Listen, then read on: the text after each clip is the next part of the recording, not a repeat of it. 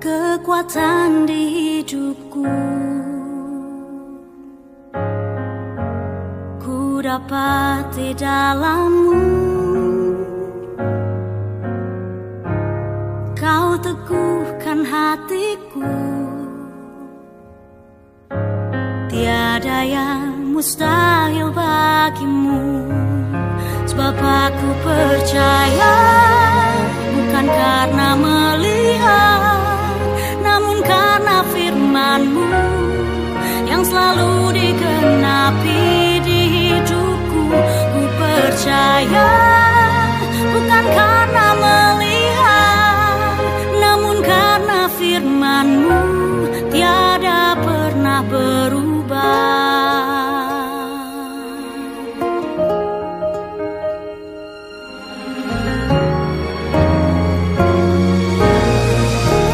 Kekuatan di hidupku,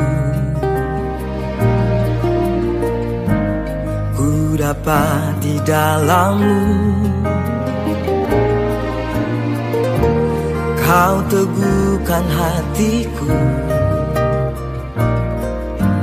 Tiada yang mustahil bagimu, sebab aku percaya, bukan karena melihat, namun karena firman-Mu yang selalu digenapi di hidupku.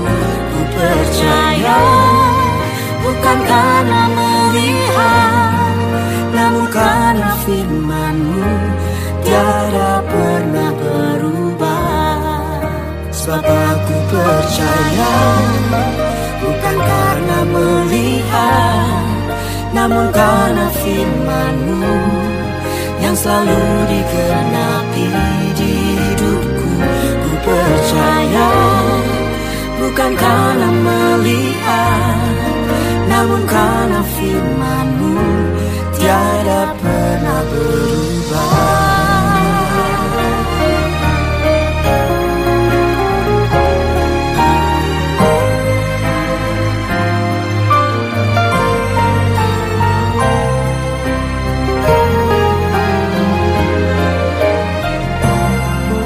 Sebab aku percaya, bukan karena melihat, namun karena firman-Mu yang selalu digenapi di hidupku.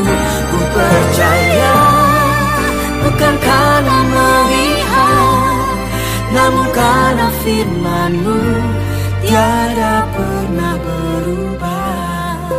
Namun karena firman-Mu tiada pernah berubah.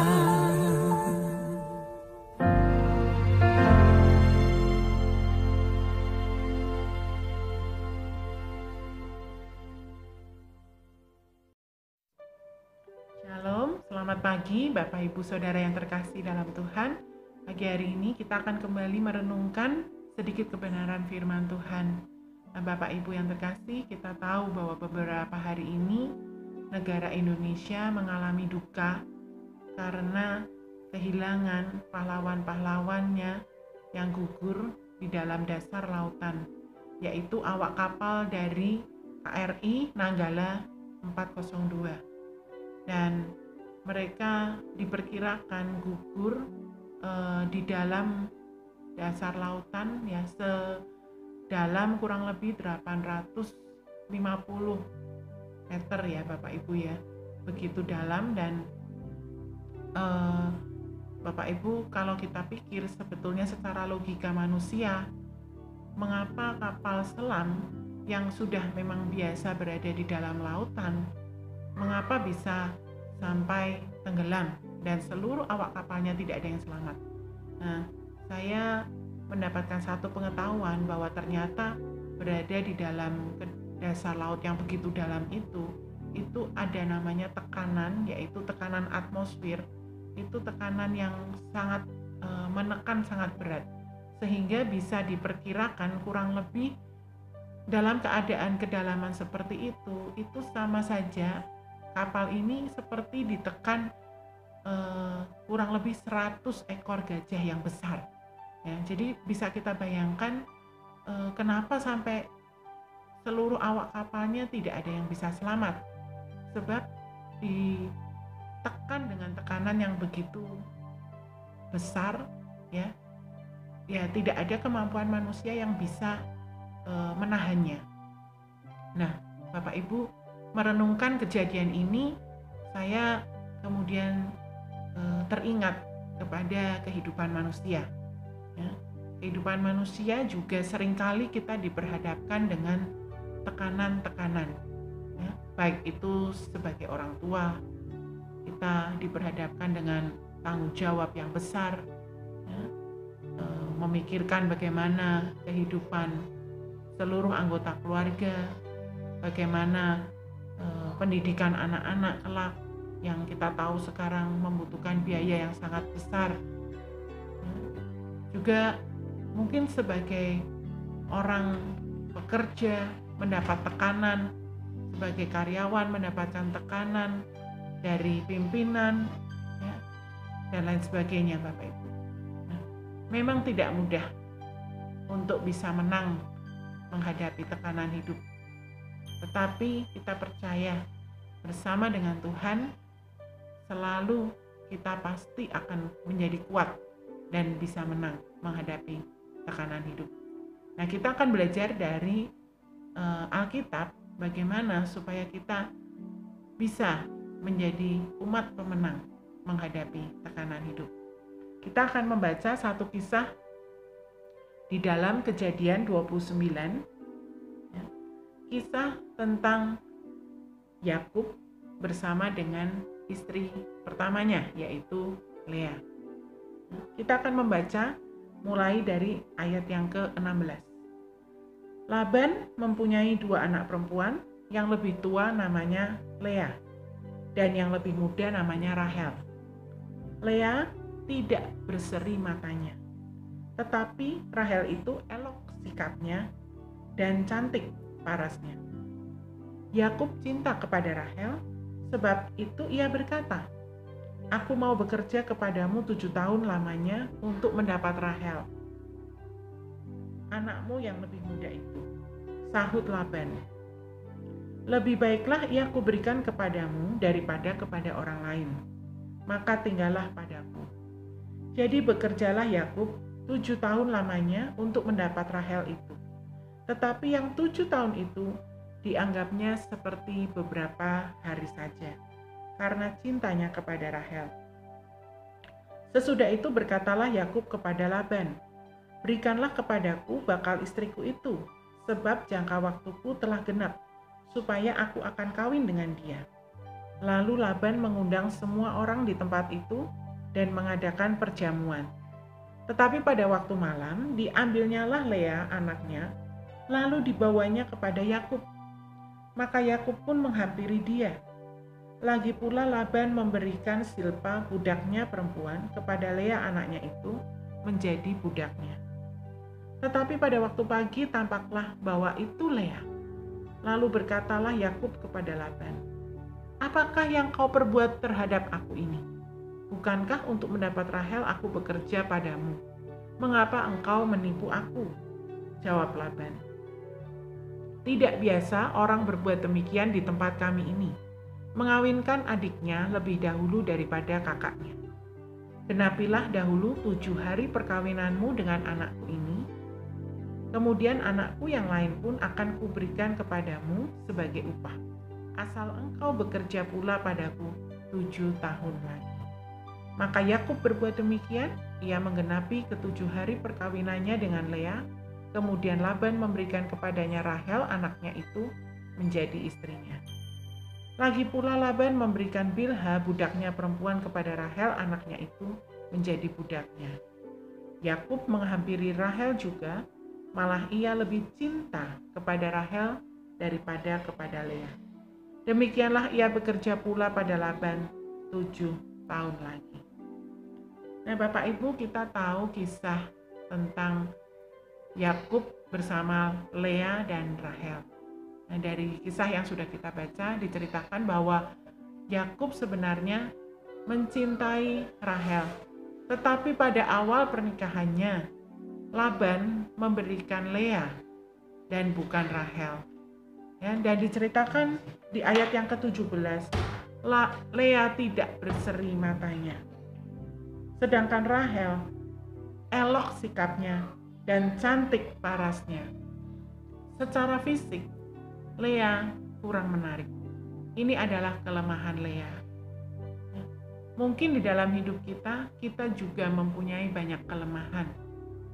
Kita mempunyai banyak keterbatasan yang seringkali membuat kita menjadi lemah, seringkali membuat kita menjadi putus asa, mudah depresi, tidak percaya diri, dan lain sebagainya. Sehingga ketika masalah datang dalam hidup kita, itu menjadikan kita menjadi pribadi yang semakin merasa lemah dan tidak berdaya. Nah, Bapak Ibu yang terkasih, kalau kita melihat bagaimana Yakub rela berjuang demi mendapatkan Rahel, dan dia menikahi Lea tanpa cinta. Coba kita bayangkan bagaimana perasaan yang dihadapi oleh Lea pada waktu itu. Tentu saja ini satu tekanan di dalam hidup bagi seorang wanita. Dia sudah merasa tidak layak, merasa mempunyai kelemahan, tidak mampu, masih pula tidak dicintai dengan tulus oleh suaminya. Tentu saja ini tidak mudah bagi seorang wanita yang dinikahi tetapi tidak dengan tulus hati dicintai. Tentu saja tidak mudah menjalani hari-hari bagi Lea. Tetapi kita melihat waktu itu kasih karunia Tuhan diberikan untuk Lea. Lea diberikan kesempatan untuk mengandung dan melahirkan anak-anak bagi Yakub. Nah, kita melihat ayat selanjutnya, ayat yang ke-31. Ketika Tuhan melihat bahwa Lea tidak dicintai, dibukanyalah kandungannya, tetapi Rahel mandul. Lea mengandung lalu melahirkan seorang anak laki-laki dan menamainya Ruben, sebab katanya, sesungguhnya Tuhan telah memperhatikan kesengsaraanku. Sekarang tentulah aku akan dicintai oleh suamiku. Mengandung pula lah ia, lalu melahirkan seorang anak laki-laki. Maka ia berkata, sesungguhnya Tuhan telah mendengar bahwa aku tidak dicintai, lalu diberikannya pula anak ini kepadaku. Maka ia menamai anak itu Simeon. Mengandung pula lah ia, lalu melahirkan seorang anak laki-laki. Maka ia berkata, sekali ini suamiku akan lebih erat kepadaku, karena aku telah melahirkan 3 anak laki-laki baginya. Itulah sebabnya ia menamai anak itu Lewi. Nah, Bapak Ibu, Lea waktu itu dia merasa dia menang dibandingkan Rahel. Sebab Lea bisa melahirkan anak laki-laki bagi Yakub, sedangkan waktu itu Rahel mandul. Nah, Bapak Ibu yang terkasih, di sini kita melihat bahwa Lea kurang tepat. Dia berharap, dia mempunyai pengharapan, tetapi pengharapannya itu bukan kepada Tuhan, tetapi pengharapannya adalah anak-anaknya. Lea berpikir dengan melahirkan anak-anak laki-laki bagi Yakub, dia bisa membuat Yakub mengasihi dia lebih daripada mengasihi Rahel. Dan kita melihat dia melahirkan anak yang pertama, kedua, ketiga.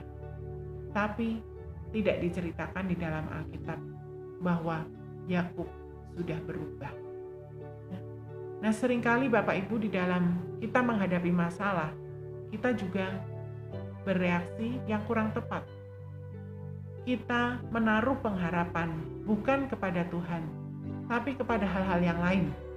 Mungkin kepada harta kita, kepada jabatan kita, kepada kekuasaan kita, bahkan kepada anggota keluarga kita. Banyak orang yang begitu menaruh pengharapannya kepada saudara, mengandalkan anak-anaknya. Bapak Ibu, kemampuan manusia terbatas. Oleh sebab itu dikatakan firman Tuhan, terkutuklah orang yang mengandalkan manusia, tetapi diberkati orang yang mengandalkan Tuhan. Jangan sampai kita meletakkan pengharapan kita kepada hal-hal selain Tuhan. Sebab tidak ada pengharapan yang kekal yang kita bisa dapatkan di luar Tuhan Yesus Kristus. Nah, Bapak Ibu, kita melihat ketika Rahel kemudian menamai anak berikutnya, melahirkan anak berikutnya, yaitu Yehuda, di ayat yang ke-35. Saya bacakan, mengandunglah pula lah ia, lalu melahirkan seorang anak laki-laki. Maka ia berkata, sekali ini aku akan bersyukur kepada Tuhan. Itulah sebabnya ia menamai anak itu Yehuda. Sesudah itu ia tidak melahirkan lagi. Ya. Apa yang tertulis di dalam ayat 35 berbeda. Ya. Dikatakan tadi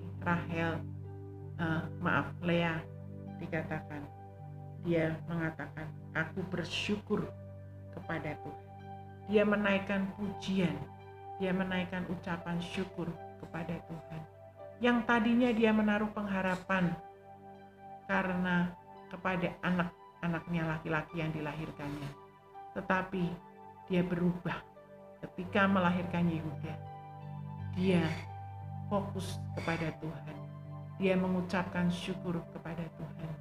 Dia melihat, dia memandang kepada Tuhan. Ya, Bapak Ibu yang terkasih, kita belajar dari kisah Lea dan Yakub ini.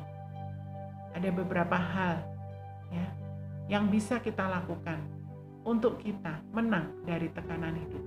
Yang pertama, pastikan kita menaruh harapan kita hanya kepada Tuhan Yesus saja dan bukan kepada hal-hal yang lain.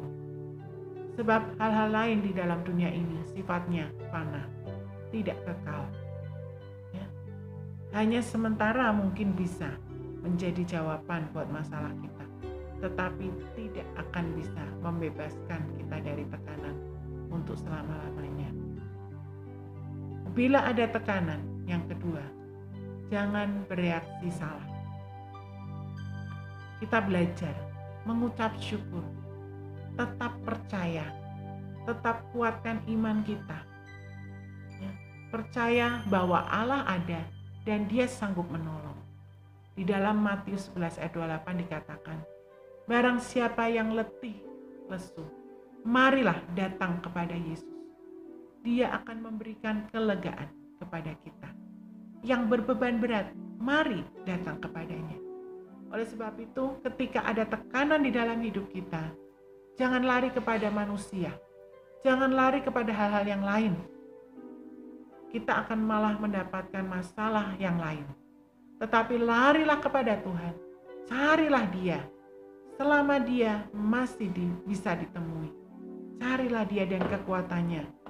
Kita akan mendapatkan kemampuan untuk menghadapi tekanan di dalam hidup kita.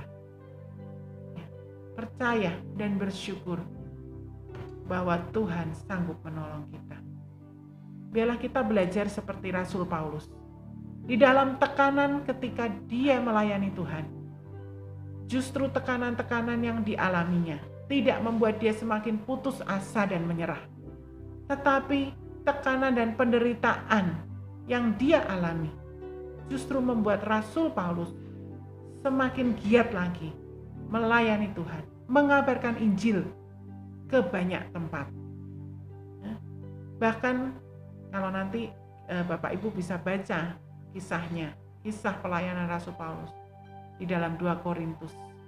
Ditulis di sana bahwa di tengah-tengah penderitaan yang berat, Rasul Paulus justru bisa menghibur, menguatkan orang-orang lain. Sungguh ini luar biasa Bapak Ibu. Biarlah kita belajar dari kisah Rasul Paulus. Kisah-kisah rasul-rasul yang pada zaman itu mungkin mendapatkan banyak halangan, tekanan, rintangan, tetapi mereka tidak menyerah untuk tetap mengabarkan Injil. Jadi Bapak Ibu, pagi hari ini kita belajar. Jangan kita menyerah kepada tekanan. Biarlah seperti peribahasa dikatakan, ketika kita ditekan, kita dihambat, tapi kita akan semakin merambat. Percaya bahwa Tuhan sanggup menolong kita, percaya kita akan mampu tampil lebih daripada pemenang. Puji nama Tuhan. Tuhan Yesus memberkati kita semua. Marilah kita berdoa. Bapa di dalam surga, kami bersyukur untuk pesan yang Tuhan sudah taruh bagi kami. Tuhan berikan kepada kami pagi hari ini.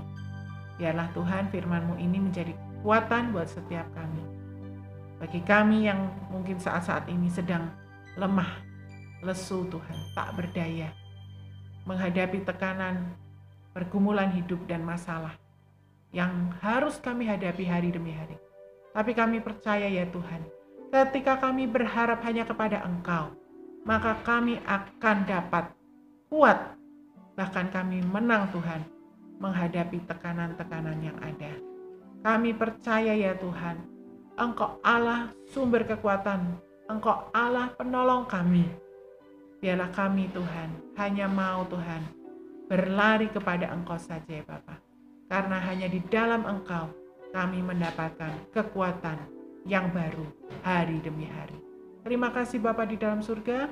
Berkati Tuhan setiap yang mendengar firman-Mu pagi hari ini. Beri Tuhan mereka kekuatan yang baru. Terima kasih Bapa. Di dalam nama Tuhan Yesus kami sudah berdoa dan mengucap syukur. Haleluya. Amin.